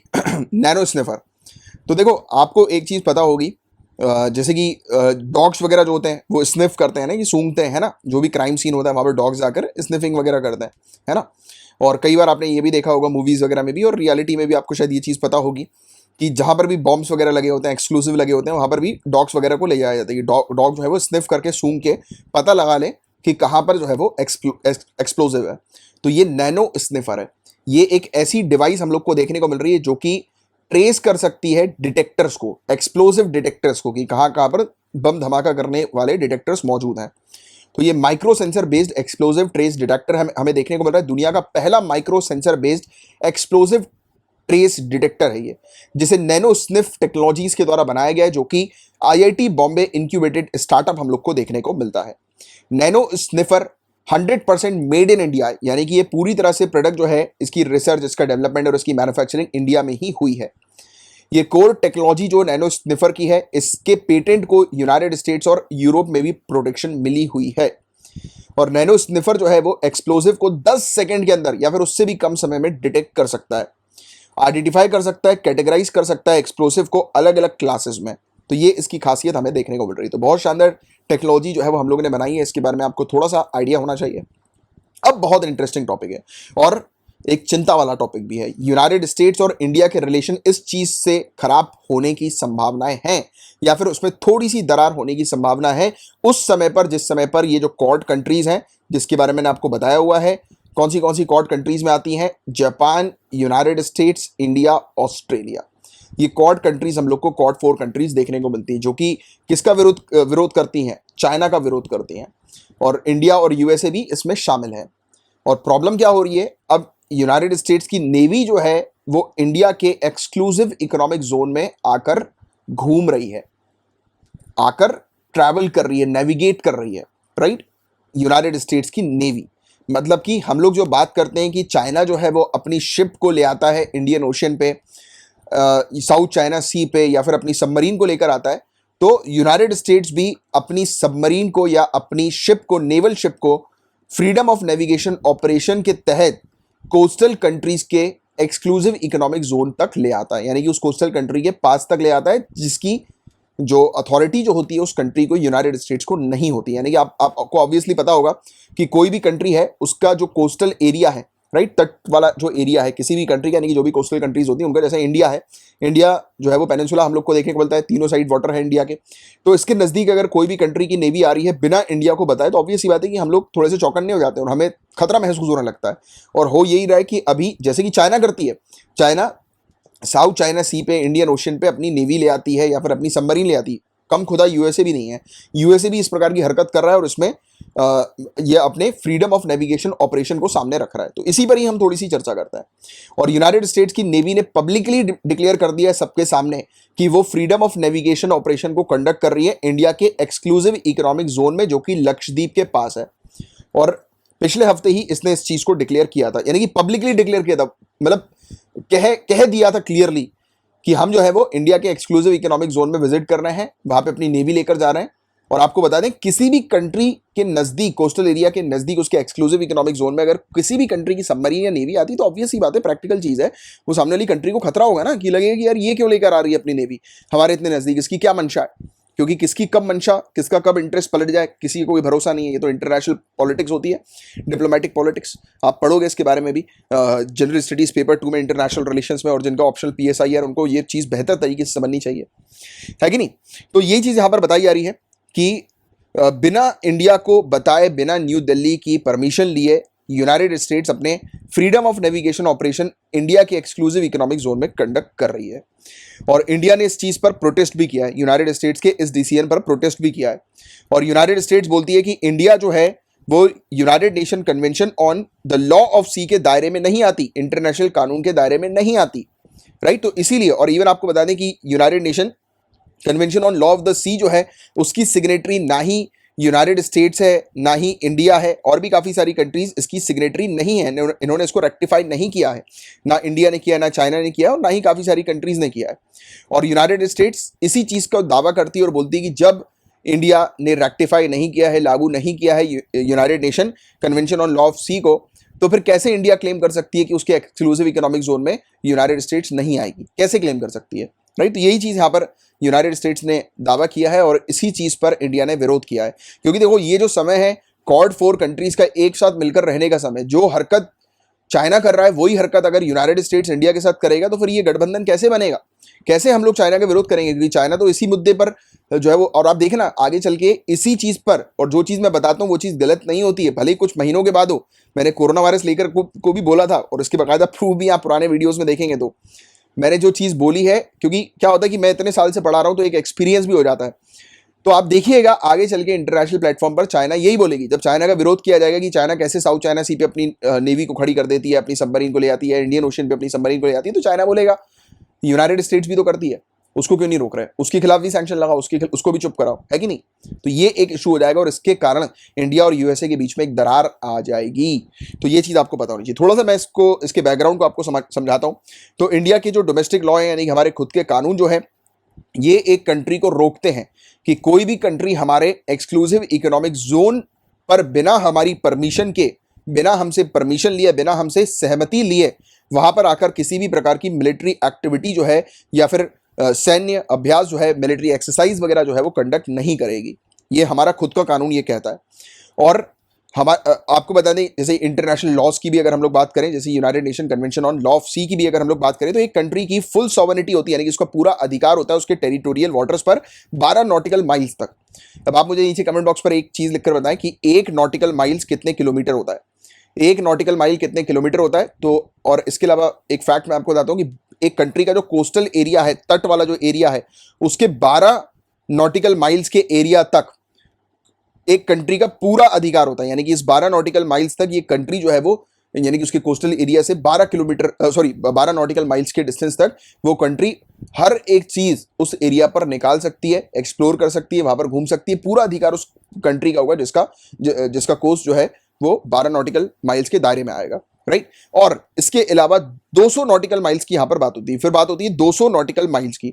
तो 200 नॉटिकल माइल यानी कि उसके तट से 200 नॉटिकल माइल्स के डिस्टेंस तक का जो एरिया होगा, वहां पर वो कंट्री जो है उसको स्पेशल राइट्स मिलते हैं एक्सप्लोर करने के, यानी कि उस जगह पर घूमने के और उस जगह से नेचुरल रिसोर्सेज को निकालने के।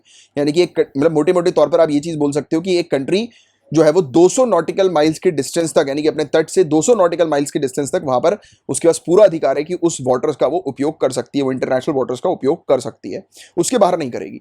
तो ये हो ही यही रहा है कि एक्सक्लूसिव इकोनॉमिक जोन जो ये कहलाता है, इसके बताया जा रहा है कि नजदीक यूनाइटेड स्टेट्स की नेवी चल रही है और अपने ऑपरेशन को कंडक्ट कर रही है। तो यही चीज यहां पर बताई गई है।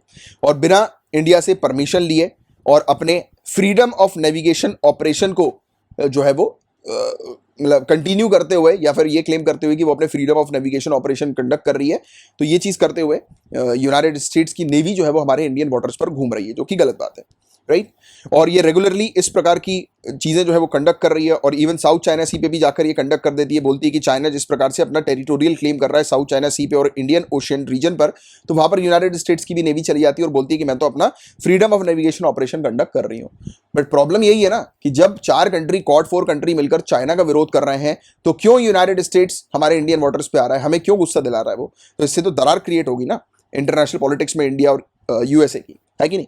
चिंता वाली बात यही है, यही चिंता वाली बात है कि ऐसे समय में जब अमेरिका द्वारा हिंद प्रशांत क्षेत्र में, इंडियन ओशियन रीजन में चीन के खिलाफ एक विश्वसनीय निवारण तैयार करने हेतु क्वाड तथा अन्य तंत्रों के माध्यम से भारत का नजदीकी सहयोग हासिल करने का प्रयास किया जा रहा है, तब भारत के विशिष्ट आर्थिक क्षेत्र यानी कि एक्सक्लूसिव इकोनॉमिक जोन में अमेरिका द्वारा फ्रीडम ऑफ नेविगेशन ऑपरेशन की आक्रामक रूप से सार्वजनिक घोषणा का लहजा और तेवर भारतीय सुरक्षा संस्थानों के कान खड़े करता है। तो हमारी जो इंडियन सिक्योरिटी जो हमारी है, तो उसको ऑब्वियस ही बात है ना कि कोई भी हमारी क्या कोई भी कंट्री के पास, उसके कोस्टल एरिया के पास अगर किसी दूसरी कंट्री की नेवी अगर आकर खड़ी हो गई या मूव भी कर रही है, ये सबमरीन आ गई है, तो बड़ी दिक्कत आ जाएगी। सामने वाली कंट्री को तो चिंता होने लगेगी ना कि यार ये क्यों आ रही है नजदीक, क्या इसकी मंशा है, क्या ये प्लान करके आ रही है कि नहीं।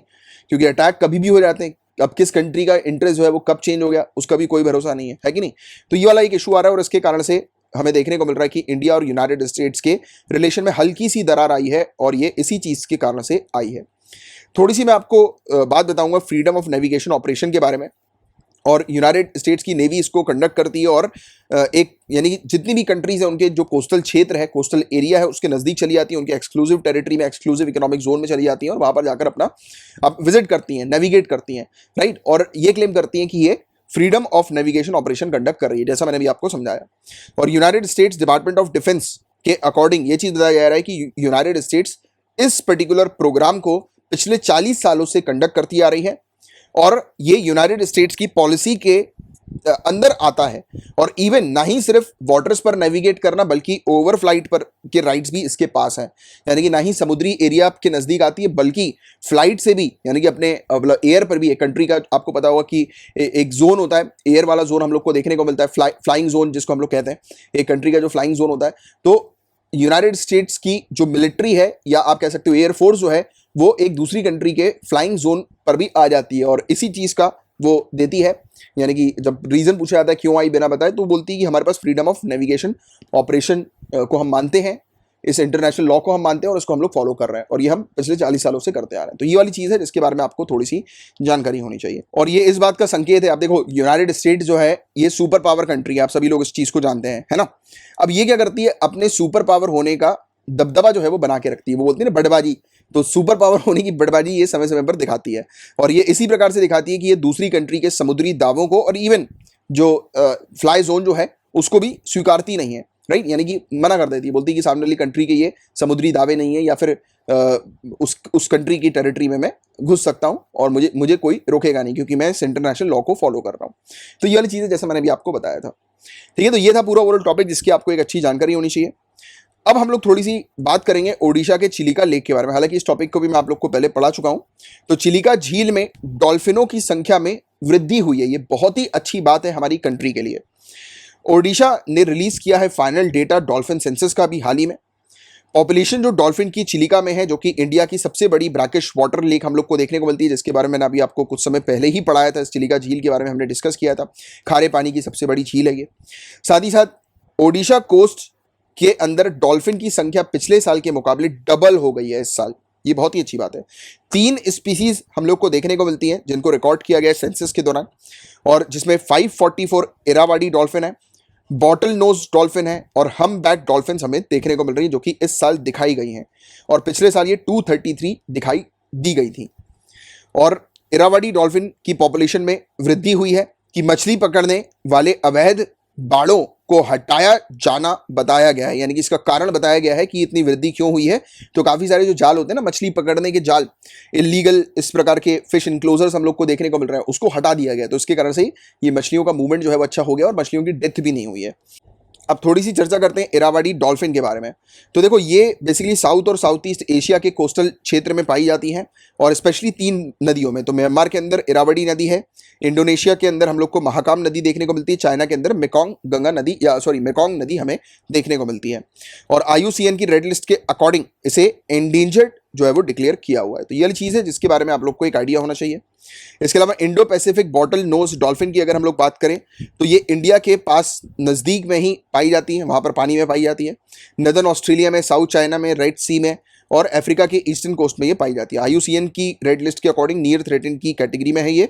और बात करते हैं हमबैक डॉल्फिन्स के बारे में, तो इंडियन ओशियन हमबैक डॉल्फिन्स जो है ये इंडियन ओशियन में पाई जाती है, साउथ अफ्रीका से लेकर इंडिया के बीच में, राइट। ये वाला जो एरिया है साउथ अफ्रीका टू इंडिया के बीच का एरिया, वहां पर ये पाई जाती है। और IUCN की रेड लिस्ट के अकॉर्डिंग इंडियन ओशियन हमबैक डॉल्फिन जो है वो एंडेंजर्ड कैटेगरी में हम लोग को देखने को मिलती है। और इंडिया के अंदर डॉल्फिन जो है वो एंडेंजर्ड सिटेसियन स्पीसीज हम लोग को देखने को मिलती है, जिसे वाइल्ड लाइफ प्रोटेक्शन एक्ट 1972 के शेड्यूल 1 के अंदर प्रोटेक्शन दी हुई है। और इंडियन हमबैक डॉल्फिन जो है इसे CITES convention on international trade in endangered species of wild fauna and flora के अपेंडिक्स 1 के अंदर शामिल किया गया है।